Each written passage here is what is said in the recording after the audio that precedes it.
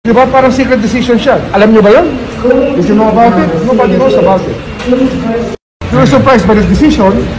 Lumabas lang siya nung sinabi ko may gagawin ang ombudsman tungkol dyan. So, it's a surprise secret decision that came out. So it was a secret, sir?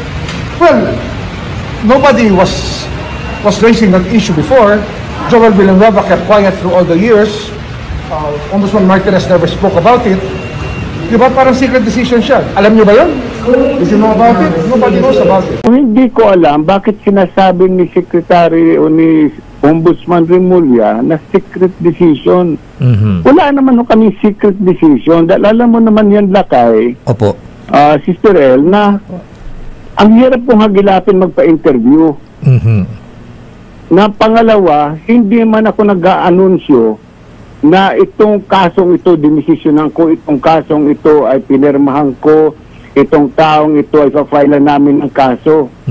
Hindi ko trabaho yan. Ang trabaho ko ay pag-aralan ang mga kaso na nakapending sa Office of the Ombudsman. Pag ganyan mag-aanunsyo ako, trabaho na yon ng isang press secretary.